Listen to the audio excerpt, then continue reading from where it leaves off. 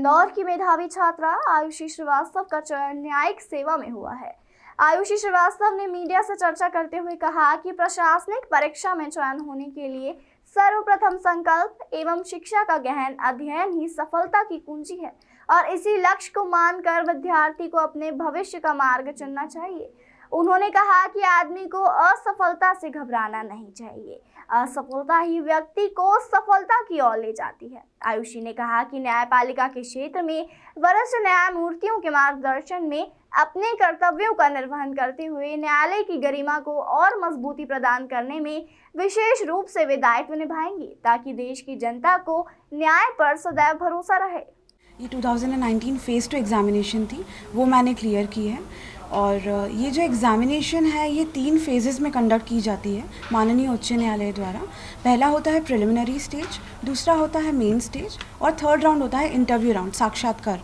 उसमें क्या होता है, जो प्रीलिम्स होता है वो 150 मार्क्स का होता है, जिसमें 110 नंबर का लॉ पूछा जाता है, 20 नंबर्स का जीके पूछा जाता है, 10 का होता है कंप्यूटर और 10 मार्क्स अलॉट किए गए हैं इंग्लिश को।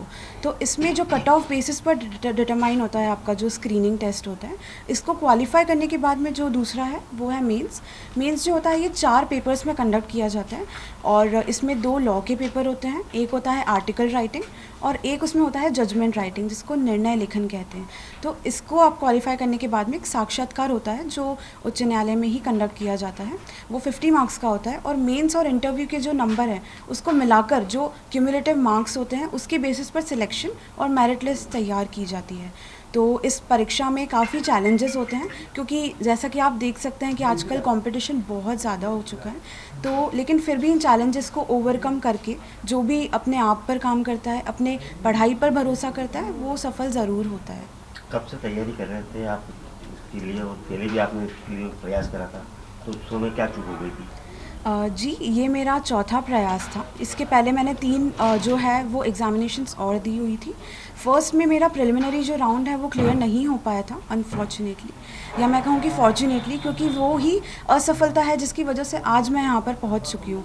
तो प्रिलिमिनरी राउंड मेरा फर्स्ट टाइम में क्लियर नहीं हुआ था, मैं 3 से 4 नंबरों से रुक गई थी। उसके बाद जो मेरा सेकेंड और थर्ड अटैम्प्ट था उसमें मैं इंटरव्यू फेज़ तक चुनी गई थी, लेकिन मेरा फाइनल सिलेक्शन उस समय पे नहीं हो पाया था।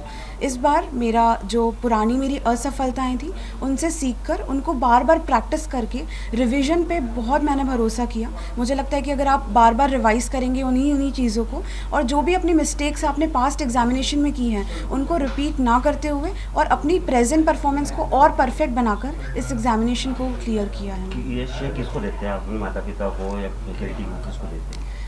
देखिए, पहला जो मेरा सबसे बड़ा श्रेय है वो तो ईश्वर को मैं देना चाहती हूँ। उसके बाद में मेरे माता पिता के प्रयासों के बिना तो मैं यहाँ तक आज नहीं पहुँच पाती। मेरे गुरुजन और मेरे माता पिता और मेरी फैमिली, मेरे परिवार वालों का इक्वल ही हाथ रहा है यहाँ तक पहुँचने में। और जो भी छोटे छोटे प्रयास, हमें शायद मालूम नहीं होता है कि हम अपनी असफलता को भी एक टीचर की तरह ही ट्रीट करना चाहिए, मुझे लगता है। तो वो भी एक, मुझे लगता है कि एक वहीं से मुझे एक इंस्पिरेशन मिला कि मुझे